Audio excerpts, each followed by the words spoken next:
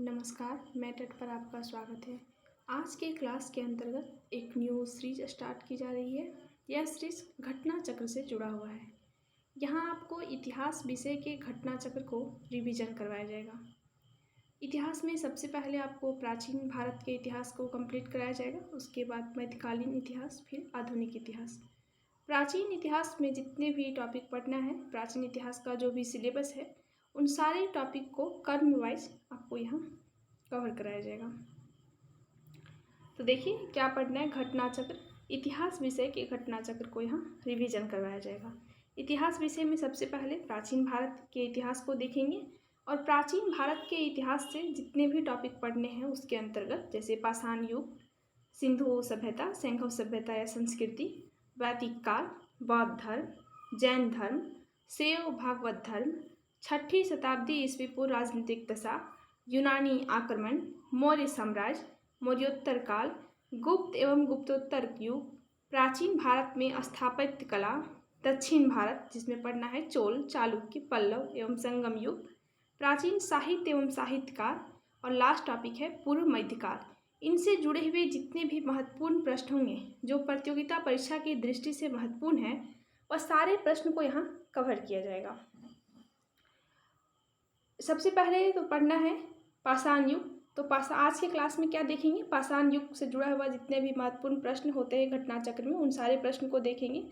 फिर इसी तरह कल तो सिंधु सभ्यता के बारे में देखेंगे, उसके आगे वैदिक काल के बारे में देखेंगे, और इस तरह करते करते पूरे प्राचीन भारत के इतिहास को कंप्लीट करेंगे। जब प्राचीन भारत का इतिहास कंप्लीट हो जाएगा, उसके बाद मध्यकालीन भारत के इतिहास को देखेंगे, उसके बाद आधुनिक भारत के इतिहास को। तो आज की क्लास शुरुआत करते हैं। आज पढ़ने वाले हैं पाषाण युग के बारे में। पाषाण का मतलब होता है पत्थर, यानी पत्थर युग के बारे में पढ़ने वाले हैं। अब देखिए, पाषाण युग से घटना चक्र में जो भी महत्वपूर्ण प्रश्न दिया होगा उन सारे प्रश्न को यहाँ कवर करेंगे। तो पाषाण युग से आज सबसे पहला प्रश्न बन रहा है कि रॉबर्ट बुशफूट कौन थे। रॉबर्ट बुशफूट थे एक दिया हुआ ऑप्शन ए भूगर्भ वैज्ञानिक, ऑप्शन बी पुरातत्वविद, ऑप्शन सी पूरा वनस्पति शास्त्री, ऑप्शन डी इतिहासकार। ऑप्शन ए क्या है, भूगर्भ वैज्ञानिक, ऑप्शन बी पुरातत्वविद, ऑप्शन सी पूरा वनस्पति शास्त्री, ऑप्शन डी इतिहासकार। क्वेश्चन क्या है कि रॉबर्ट बुशफूट थे एक क्या थे, भूगर्भ वैज्ञानिक थे, पुरातत्वविद थे, पूरा वनस्पति शास्त्री थे या इतिहासकार थे। तो रॉबर्ट बुशफूट भूगर्भ वैज्ञानिक के साथ साथ पुरातत्वविद भी थे। भूगर्भ वैज्ञानिक के साथ साथ क्या थे, पुरातत्वविद भी थे। तो इसका आंसर होगा ए और बी, दोनों सही है। ए और बी इसका आंसर सही है। अब आगे देखिए, इससे जुड़ा हुआ कुछ महत्वपूर्ण फैक्ट्स है। इनसाइक्लोपीडिया ब्रिटानिया के अनुसार रॉबर्ट बुशफूट ब्रिटिश भूगर्भ वैज्ञानिक और पुरातत्वविद थे। जियोलॉजिकल सर्वे से संबंध रॉबर्ट बुशफूट ने 1863 ईस्वी में भारत में पाषाणकालीन बस्तियों के अन्वेषण में शुरुआत की। अतः स्पष्ट है कि इस प्रश्न का उत्तर विकल्प ए और बी दोनों ही हो सकते हैं। सबसे पहले यहाँ समझिए, कह रहा है कि भूगर्भ वैज्ञानिक, तो समझ में आ गया कि भूगर्भ वैज्ञानिक मतलब साइंटिस्ट से जुड़ा हुआ बात बोल रहा है। और पुरातत्वविद क्या होता है, जो प्राचीन वस्तुओं की खोज करता है। तो यहाँ स्पष्ट लिखा हुआ है कि इनसाइक्लोपीडिया के अनुसार रॉबर्ट बुशफूट क्या थे, ब्रिटिश भूगर्भ वैज्ञानिक और पुरातत्वविद थे। कह रहा है कि एक सर्वे से पता चला, जियोलॉजिकल सर्वे से, कि रॉबर्ट बुशफूट ने 1863 में भारत में पाषाणकालीन बस्तियों के अन्वेषण मतलब उसके खोज करने की शुरुआत की। तो इससे क्या पता चल रहा है कि रॉबर्ट बुशफूट प्राचीन समय में प्राचीन वस्तुओं को खोज करने में अपना योगदान दे रहे हैं। तो जो प्राचीन वस्तुओं का खोज करता है उसे क्या कहते हैं, पुरातत्वविद कहते हैं। तो रॉबर्ट बुशफूट भूगर्भ वैज्ञानिक के साथ साथ एक पुरातत्वविद भी थे। तो इसका आंसर होगा ए और बी दोनों। अब अगले प्रश्न को देखते हैं। कोपेनहेगन संग्रहालय की सामग्री से पाषाण, कांस्य और लौह युग का त्रियुगीन विभाजन किया था। दूसरा प्रश्न क्या है, कोपेनहेगन संग्रहालय की सामग्री से पाषाण, कांस्य और लौह युग का त्रियुगीन विभाजन किसने किया था। तो जे थॉमसन ने ऑप्शन दिया हुआ, option A Thomson, option B Lubbock, option C Taylor, option D Child. इसका सही आंसर होगा थॉमसन, जे थॉमसन ने। जे थॉमसन ने पाषाण युग, कांस्य युग और लौह युग को बांटा है। आगे देखिए, डेनमार्क के कोपेनहेगन संग्रहालय, कोपेनहेगन संग्रहालय कहाँ है? तो डेनमार्क में। तो डेनमार्क के कोपेनहेगन संग्रहालय में 1818 और 1820 ईस्वी के आयोग की रिपोर्ट के अनुसार सामग्री के आधार पर पाषाण, कांस्य और लौह युग का त्रियुगीन विभाजन क्रिश्चियन जर्गेनस थॉमसन ने किया था। अद्यपि थॉमसन ने 1836 ईस्वी में इसी वर्गीकरण के अनुसार संग्रहालय की वस्तुओं का विवरण प्रकाशित किया था। शॉर्ट में समझ सकते हैं कि पाषाण, कांस्य और लौह युग को, इतिहास का जो 3 कालखंड है, पाषाण युग, कांस्य युग और लौह युग, इसका विभाजन किसने किया था? तो जे थॉमसन ने। अगला प्रश्न देखते हैं, उत्खनित परमाणुओं के अनुसार पशुपालन का प्रारंभ हुआ था। क्वेश्चन क्या है कि उत्खनित परमाणुओं के अनुसार पशुपालन का प्रारंभ हुआ था। कब हुआ था पशुपालन का प्रारंभ? ऑप्शन ए देखिए क्या है। ऑप्शन ए है निचले पूर्व पाषाण काल में, ऑप्शन बी मध्य पूर्व पाषाण काल में, ऑप्शन सी ऊपरी एवं पाषाण काल में, ऑप्शन डी मध्य पाषाण काल में। तो पशुपालन का प्रारंभ कब हुआ था? मध्य पाषाण काल में। इसका सही आंसर होगा मध्य पाषाण काल। क्वेश्चन क्या पूछा है? निचले पूर्व पाषाण, मध्य पूर्व पाषाण, ऊपरी एवं पाषाण काल, जबकि पशुपालन का खोज हुआ है मध्य पाषाण काल में। मध्य पाषाण काल के अंतिम चरण में पशुपालन के साक्ष्य प्राप्त होने लगते हैं। ऐसे पशुपालन के साक्ष्य भारत में आदमगढ़ तथा बागोर से मिलते हैं। क्वेश्चन पूछ सकता है कि पशुपालन का साक्ष्य सबसे पहले कहाँ मिला? तो यह आदमगढ़, आदमगढ़ में और बागोर राजस्थान एवं आदमगढ़ मध्य प्रदेश में पशुपालन के सर्वप्रथम साक्ष्य मिले हैं। बागोर राजस्थान में और आदमगढ़ एमपी में। और किस काल में मिला? तो मध्य पाषाण काल में। अब अगले प्रश्न को देखते हैं। अगले प्रश्न देखिए क्या है। मध्य पाषाणिक प्रसंग में पशुपालन के प्रमाण जहां मिले हैं वह स्थान है। देखिए क्वेश्चन कितना घुमा के पूछा हुआ है कि मध्य पाषाणिक प्रसंग में यानी मध्य पाषाण काल में पशुपालन के प्रमाण जहां मिले वह स्थान क्या है? Option A Langraj, option B Birbanpur, option C Adamgarh, option D Chopani Mando. इसका सही आंसर होगा आदमगढ़। अभी पिछले प्रश्न में ही देखे थे कि सबसे पहले पशुपालन का साक्ष्य कहाँ मिला? तो मध्य प्रदेश के आदमगढ़ एवं राजस्थान के बागौर से। तो यहाँ राजस्थान का बागौर तो दिया हुआ है नहीं, लेकिन आदमगढ़ दिया हुआ है। तो इसका सही आंसर होगा आदमगढ़। आदमगढ़ कहाँ है? एमपी में। अगले प्रश्न को देखते हैं। निम्नलिखित में से किस स्थल से हड्डी के उपकरण प्राप्त हुए हैं? निम्नलिखित में से किस स्थल से हड्डी के उपकरण प्राप्त हुए हैं?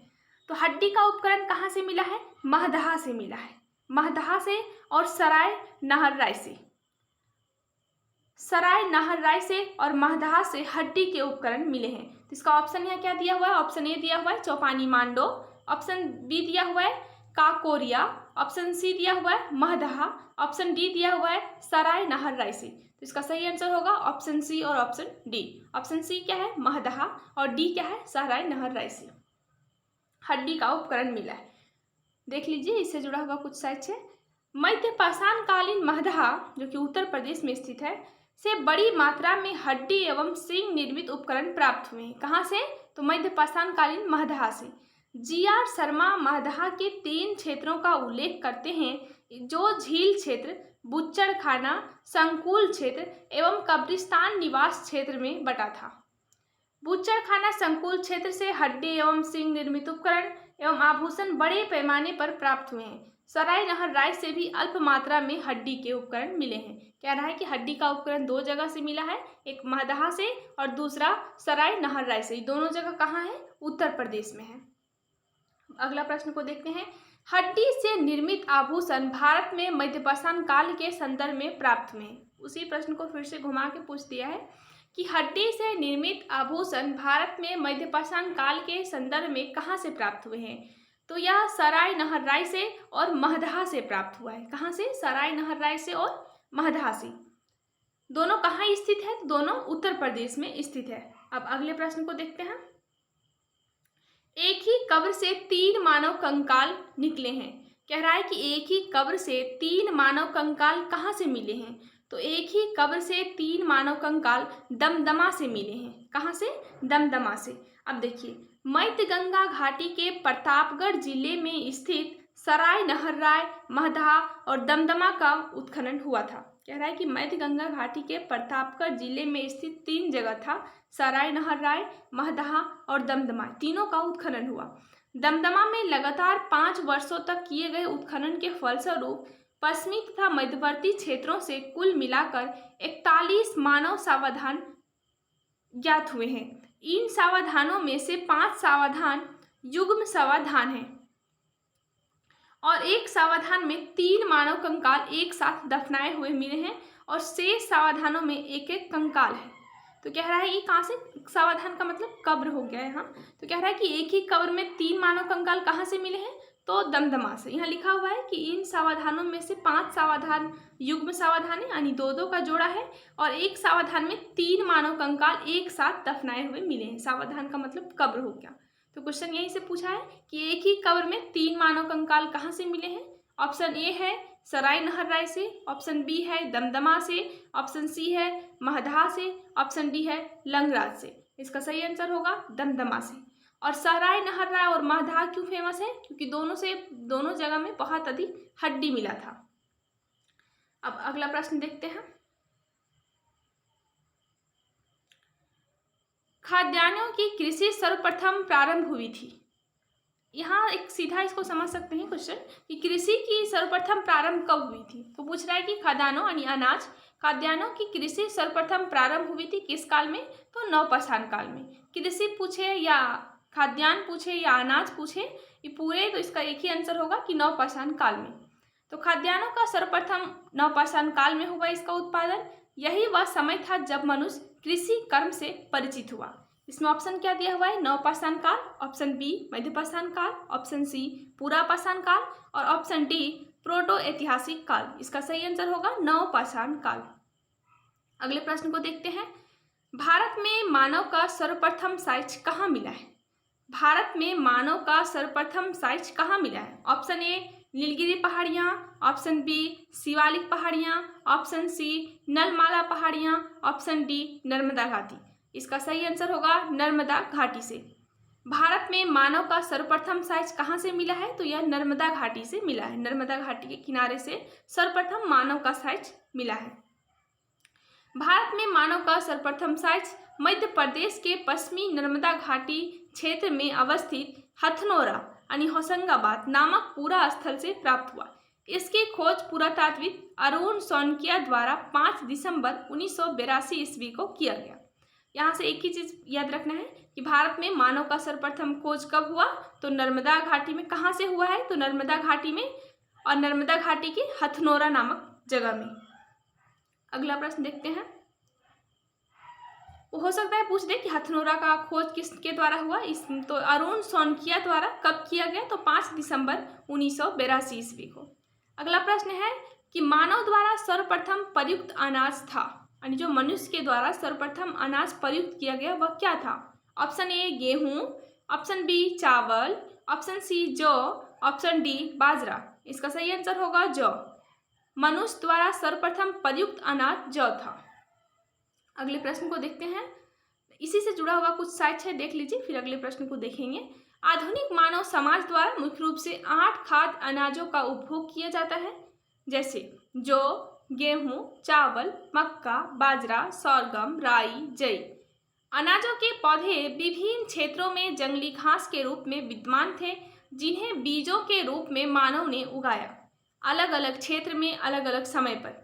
वैश्विक दृष्टि से देखा जाए तो सर्वप्रथम जौ 8000 ईस्वी पूर्व के निकट भूमध्य सागर एवं ईरान के मध्य स्थित पश्चिमी मानव देश में मानव द्वारा उगाया गया। कह रहा है कि सबसे पहले किसे उगाया गया, तो जौ। कब, तो 8000 ईस्वी पूर्व में। कहाँ, तो भूमध्य सागर एवं ईरान के मध्य स्थित पश्चिमी एशिया देश में। बाद में इन्हीं क्षेत्रों में 8000 ईस्वी पूर्व गेहूं भी उगाया जाने लगा। शुरुआत में जौ उगाया गया था और फिर बाद में यहाँ गेहूं भी उगाया जाने लगा। तो क्वेश्चन क्या था कि मानव द्वारा प्रयुक्त सर्वप्रथम अनाज क्या था, तो जौ। अब अगले प्रश्न को देखते हैं। भारतीय उपमहाद्वीप में कृषि के प्राचीनतम साक्ष्य प्राप्त हुए हैं।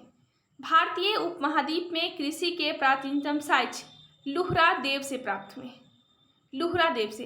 देखिए लुहरा देव में जब तक खुदाई नहीं हुआ तब तक इसका आंसर मेहरगढ़ सही होता था, लेकिन अभी आधुनिक समय में एक खुदाई हुआ लुहरा देव में और यहाँ से पता चला कि भारतीय उपमहाद्वीप में कृषि का प्राचीनतम साक्ष्य लुहरा देव से प्राप्त हुआ था। अब देखिए इसका ऑप्शन क्या दिया हुआ है, option A Koldihwa, option B Luhra Dev, option C Mehrgarh, option D Tokwa से। इसका सही आंसर होगा लुहरा देव से। देखिए नवीनतम खोजों के आधार पर यानी नए खोजों के आधार पर भारतीय उपमहाद्वीप में प्राचीन कृषि साक्ष्य वाला स्थल उत्तर प्रदेश के संत कबीर नगर जिले में स्थित लुहरा देव है। जो नया खोज हुआ उसके आधार पर पूछे कि प्राचीनतम कृषि साक्ष्य वाला स्थल कहाँ है, तो उत्तर प्रदेश के संत कबीर नगर जिले में स्थित लुहरा देव है। यहाँ से 9000 ईस्वी पूर्व से 7000 ईस्वी पूर्व के मध्य के चावल के साक्ष्य प्राप्त हुए। उल्लेखनीय है कि इस नवीनतम खोज के पूर्व भारतीय उपमहाद्वीप का प्राचीनतम कृषि साक्ष्य वाला स्थल मेहरगढ़, जो कि पाकिस्तान के बलूचिस्तान में स्थित था, जहाँ से क्या मिला था, तो गेहूं के साक्ष्य मिले थे। जबकि प्राचीनतम चावल का साक्ष्य स्थल कोल्डिवा, जो कि इलाहाबाद यूपी में स्थित है, माना जाता था। उपरोक्त संदर्भों में यदि विकल्प में लुहरा देव रहता है तो उपयुक्त विकल्प वही होगा, परंतु लुहरा देव के विकल्प में ना होने की स्थिति में इसका उत्तर पूर्व की भांति होगा। देखिए क्या बोलना चाह रहा है, क्वेश्चन पर जाइए फिर समझाते हैं। क्या लिखा हुआ है कि प्राचीन भारतीय उपमहाद्वीप में कृषि के प्राचीनतम साक्ष्य। तो देखिए जब तक जो नया खोज हुआ, हाल ही में खोज हुआ, इस खोज के पहले क्या था, दो आंसर होता था, एक मेहरगढ़ कोल्डिवा। पूछता था कि भारत में प्राचीनतम चावल के साक्ष्य कहाँ से मिले थे, तो कोल्डिवा से। पूछता था भारत में प्राचीनतम कृषि का साक्ष्य कहाँ मिला था, तो मेहरगढ़ से। मेहरगढ़ जो कि पाकिस्तान बलूचिस्तान में स्थित है और कोल्डिवा यूपी में स्थित है। तो प्राचीनतम चावल का साक्ष्य पूछता था तो इसका आंसर होता कोल्डिवा, और कृषि का साक्ष्य पूछता तो होता मेहरगढ़। लेकिन नए खोज के अनुसार इसका सही आंसर होगा लुहरा देव। लुहरा देव जो कि यूपी में स्थित है। तो यदि ऑप्शन में लुहरा देव दे तो इसका आंसर लुहरा देव होगा, और यदि ऑप्शन में लुहरा देव ना रहे तो इसका आंसर कोल्डिवा या मेहरगढ़ हो सकता है। जैसे पूछे कि कृषि का साक्ष्य कहाँ से मिला है, चावल का साक्ष्य, तो चावल का साक्ष्य कोल्डिवा से, और कृषि का साक्ष्य पूछे तो इसका आंसर होगा मेहरगढ़। तो पूछ रहा है कि भारतीय उपमहाद्वीप में कृषि के प्राचीनतम साक्ष्य, तो यहाँ लुहरा देव दिया हुआ ऑप्शन में, तो इसका सही आंसर होगा लुहरा देव। अब अगले प्रश्न को देखते हैं। भारतीय उपमहाद्वीप में कृषि के प्राचीनतम साक्ष्य। देखिए दोनों क्वेश्चन एक ही है लेकिन ऑप्शन में चेंज है। क्या क्या चेंजिंग है, तो यहाँ ऑप्शन दिया, option A Brahmagiri, option B Burzahom, option D Koldihwa, option D Mehrgarh. Option A क्या है, ब्रह्मगिरी, जो कि सही नहीं है। ऑप्शन बी बुर्जहोम, जो कि सही नहीं है। ऑप्शन सी कोल्डिवा, जो कि सही नहीं है, और ऑप्शन डी मेहरगढ़। इसका सही आंसर होगा मेहरगढ़। क्वेश्चन क्या पूछा कि भारतीय उपमहाद्वीप में कृषि के प्राचीनतम साक्ष्य, चावल का प्राचीनतम पूछता तो कोल्डिवा मारते, लेकिन यहाँ क्या पूछ रहा है कि कृषि के प्राचीनतम साक्ष्य, तो कृषि के प्राचीनतम साक्ष्य कहाँ से मिले हैं, तो मेहरगढ़ से। अगले प्रश्न को देखते हैं। भारतीय उपमहाद्वीप में कृषि के प्राचीनतम साक्ष्य कहाँ से प्राप्त हुए हैं, इसका सही आंसर होगा मेहरगढ़।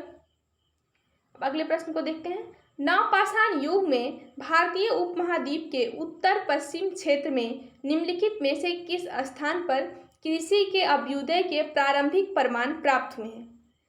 बोल रहा है कि नवपाषाण युग में भारतीय उपमहाद्वीप के उत्तर पश्चिम क्षेत्र में निम्नलिखित में से किस स्थान पर कृषि के अभ्युदय के प्रारंभिक प्रमाण प्राप्त हुए हैं। इसका सीधा एक शॉर्ट में बोले क्वेश्चन का मतलब है, पूछ रहा है कि भारतीय उपमहाद्वीप में कृषि के प्राचीनतम साक्ष्य कहाँ से प्राप्त हुए, तो इसका सही आंसर होगा मेहरगढ़, क्योंकि लुहरा देव तो दिया नहीं है, तो इसका सही आंसर होगा मेहरगढ़। अगले प्रश्न को देखते हैं। भारत में पशुपालन एवं कृषि के प्राचीनतम साक्ष्य कहाँ से प्राप्त हुए हैं, तो भारत में कृषि एवं पशुपालन के प्राचीनतम साक्ष्य मेहरगढ़ से प्राप्त हुए हैं। आंसर में यदि लुहरा देव देता तो लुहरा देव मारते, लेकिन लुहरा देव है नहीं, तो इसका सही आंसर होगा मेहरगढ़। अब अगले प्रश्न को देखते हैं। अगला प्रश्न देखिए, उस स्थल का नाम बताइए जहां से प्राचीनतम अस्थायी जीवन के प्रमाण मिले हैं। तो अस्थायी जीवन का मतलब क्या हुआ, जहां से कृषि का प्रारंभ हुआ होगा, लोग कृषि करने लगे तो अस्थायी जीवन जीने लगे होंगे, तो क्या होगा, कि उस स्थल का नाम बताइए जहाँ से प्राचीनतम अस्थायी जीवन के प्रमाण मिले हैं। तो सबसे पहले लोग कहाँ से अस्थायी जीवन जीना प्रारंभ किए? जहाँ कृषि प्रारंभ हुआ। तो सबसे पहले कृषि कहाँ प्रारंभ हुआ था? तो मेहरगढ़ में, जिसका आंसर होगा मेहरगढ़। ऑप्शन ए क्या दिया हुआ है? धौलावीरा। ऑप्शन बी दिया हुआ है किले गुंद मोहम्मद। ऑप्शन सी दिया हुआ है कालीबंगा और डी दिया हुआ है मेहरगढ़। इसका सही आंसर होगा मेहरगढ़। देखिए क्या लिखा हुआ है, दिए गए विकल्पों में प्राचीनतम अस्थायी जीवन के प्रमाण सर्वप्रथम बलूचिस्तान के कच्छी मैदान स्थित मेहरगढ़ में मिले हैं, जिसकी प्रमाणिक तिथि 7वीं ईस्वी पूर्व है, जबकि किले गुल मोहम्मद एवं कालीबंगा की प्राचीनतम तिथि क्रमशः 4000 ईस्वी पूर्व से 3500 ईस्वी पूर्व है। अतः विकल्प डी सही होगा। कह रहा है कि धौलावीरा और कालीबंगा से जो मिला है यह 4000 और 3500 ईस्वी पूर्व है, जबकि मेहरगढ़ से जो अस्थायी जीवन जीने का प्रमाण मिला है यह 7000 ईस्वी पूर्व का है, इसलिए सबसे प्राचीन क्या होगा? मेहरगढ़। अब अगले प्रश्न को देखते हैं, निम्नलिखित में से किस स्थानों से मध्यपाषाण काल में पशुपालन के प्रमाण मिले हैं? निम्नलिखित में से किस स्थानों में मध्यपाषाण काल में पशुपालन के प्रमाण मिले हैं? इसका सही आंसर होगा बागोर।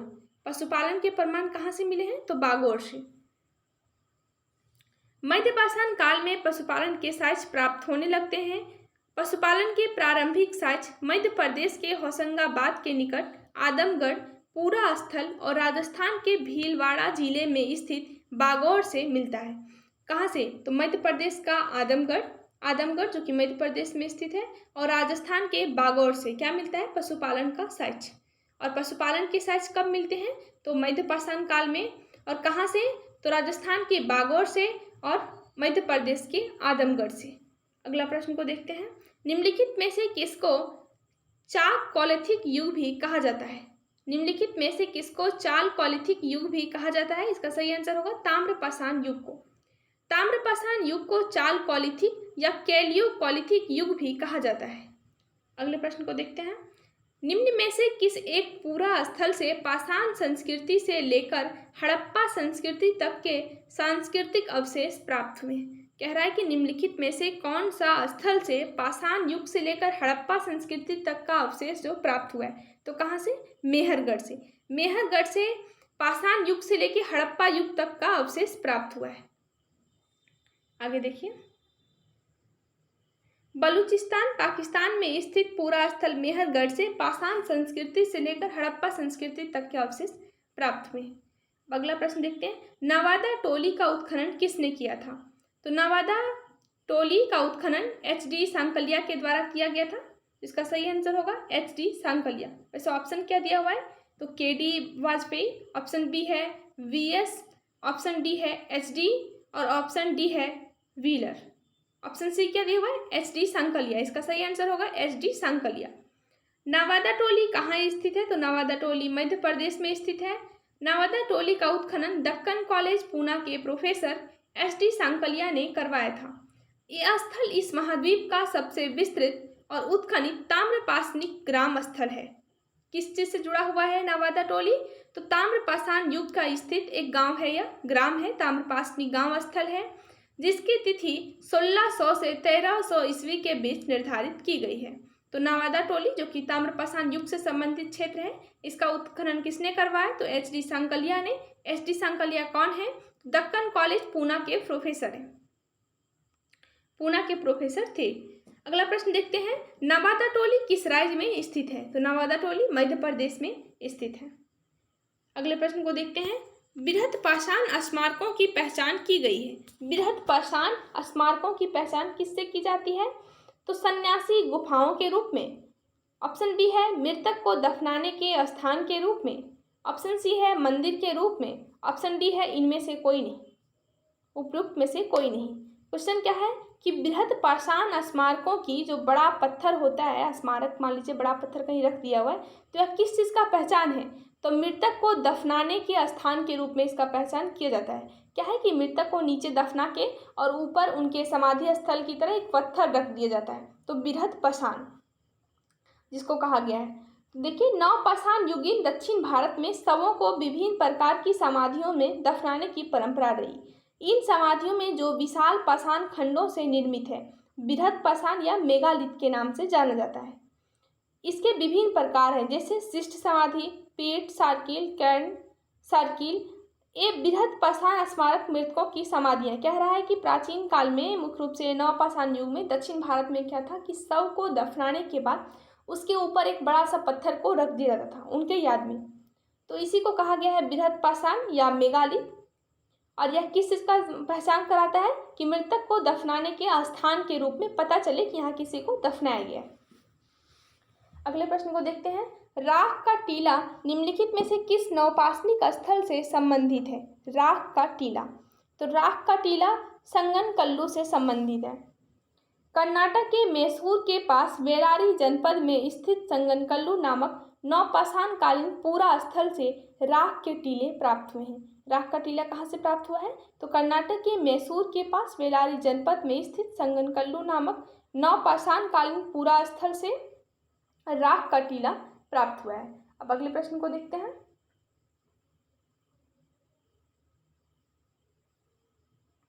भीमबेटका किसके लिए प्रसिद्ध है? भीमबेटका क्यों फेमस है? इसका ऑप्शन ए दिया हुआ है गुफाओं के शैल चित्र, ऑप्शन बी खनिज, ऑप्शन सी बौद्ध प्रतिमाएं, ऑप्शन डी सोन नदी का उपागम स्थल। इसका सही आंसर होगा गुफाओं के शैल चित्र। भीमबेटका गुफाओं का शैल चित्र के लिए फेमस है। मध्य प्रदेश के रायसेन जिले में स्थित भीमबेटका प्रागैतिहासिक शैल चित्रकला का श्रेष्ठ उदाहरण है। इस गुफाओं में जीवन के विविध रंगों को पेंटिंग के रूप में उकेरा गया, जिनमें हाथी, सांभर, हिरण आदि के चित्र हैं। अब तक लगभग 700 शरण स्थलियों की पहचान की जा चुकी है, जिनमें 133 में चित्र पाए गए हैं। तो क्या याद रखना है कि भीमबेटका कहाँ स्थित है? तो मध्य प्रदेश के रायसेन जिला में स्थित है। और यह किस शैल चित्रकला का उदाहरण है? तो प्रागैतिहासिक शैल चित्रकला का उदाहरण है। क्वेश्चन क्या पूछा था कि भीमबेटका किसके लिए प्रसिद्ध है? तो गुफाओं के शैल चित्र के लिए प्रसिद्ध है। यह मध्य प्रदेश के रायसेन जिला में स्थित है। अगले प्रश्न को देखते हैं। निम्न में से कौन सा स्थल प्रागैतिहासिक चित्रकला के लिए प्रसिद्ध है? तो भीमबेटका प्रागैतिहासिक चित्रकला के लिए प्रसिद्ध है। देखिए यहाँ बार बार वर्ड आ रहा है प्रागैतिहासिक क्या है? तो इतिहास का 3 कालखंड है, 3 भागों में बांटा गया है। प्रागैतिहासिक, आर्ध ऐतिहासिक और ऐतिहासिक। प्रागैतिहासिक क्या होता है? तो वैसा इतिहास जिसमें कुछ भी लिखा हुआ नहीं है, यानी वैसा कालखंड जिसमें कुछ भी लिखा हुआ नहीं है, उसे प्रागैतिहासिक कहते हैं। एग्जाम्पल में समझ सकते हैं पाषाण युग। पाषाण युग में कुछ भी लिखा हुआ नहीं है पाषाण युग का। आर्ध ऐतिहासिक जिसमें लिखा हुआ है लेकिन आज तक कोई नहीं पढ़ पाया है, मतलब वैसा कालखंड या वैसा इतिहास जिसमें लिखा हुआ तो शायद मिलता है लेकिन उसे कोई आज तक पढ़ नहीं पाया है, उसे कहते हैं आर्ध इतिहास। जैसे कि हड़प्पा युग का एग्जाम्पल में हड़प्पा सभ्यता। हड़प्पा सभ्यता के बारे में लिखा हुआ तो है लेकिन आज तक कोई नहीं पढ़ पाया है। तीसरा आया ऐतिहासिक। ऐतिहासिक में क्या है कि इसमें लिखा हुआ भी है और पढ़ा भी जा चुका है, जैसे कि वैदिक सभ्यता के बारे में। तो इतिहास का 3 कालखंड 3 भागों में बांटा गया है, प्रागैतिहासिक, आर्ध ऐतिहासिक और ऐतिहासिक। प्रागैतिहासिक जिसमें लिखा हुआ नहीं है, आर्ध ऐतिहासिक जिसमें लिखा हुआ है लेकिन उसको पढ़ा नहीं जा सका है, और ऐतिहासिक में जिसमें लिखा हुआ भी है और पढ़ा भी जा सका है। तो क्वेश्चन क्या था कि निम्नलिखित में से कौन सा स्थल प्रागैतिहासिक चित्रकला के लिए प्रसिद्ध है? तो यह भीमबेटका है। अब अगले प्रश्न को देखते हैं। भीमबेटका की गुफाएं कहाँ स्थित है? तो भीमबेटका की गुफाएं अब्दुल्लागंज, रायसेन, मध्य प्रदेश में स्थित है। अगला प्रश्न देखते हैं। भारत के किस शिलाश्रय से सर्वाधिक चित्र प्राप्त हुए हैं? भारत के किस शिलाश्रय से सर्वाधिक चित्र प्राप्त हुए हैं? तो यह भीमबेटका से बहुत अधिक चित्र प्राप्त हुआ है। अगला प्रश्न देखते हैं। गौरिक मृदभांड OCP का नामांकन हुआ था।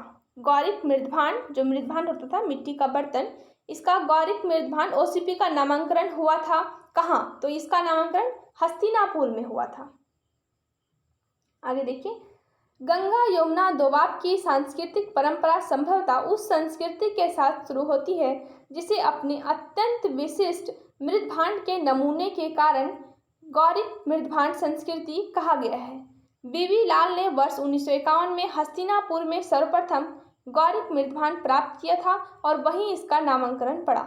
तो क्वेश्चन क्या था कि गौरिक मृदभांड का नामांकन कहाँ हुआ? तो हस्तिनापुर में। किनके द्वारा? तो 1951 ईस्वी में हस्तिनापुर में सर्वप्रथम गौरिक मृदभांड को किसने प्राप्त किया? तो बीवी लाल ने, और इन्हीं के द्वारा इसका नामांकन किया गया गौरिक मृदभांड। अगला प्रश्न को देखते हैं। ताम्रपाषाण काल में महाराष्ट्र के लोग मृतकों को घर के फर्श के नीचे किस प्रकार दफनाते थे?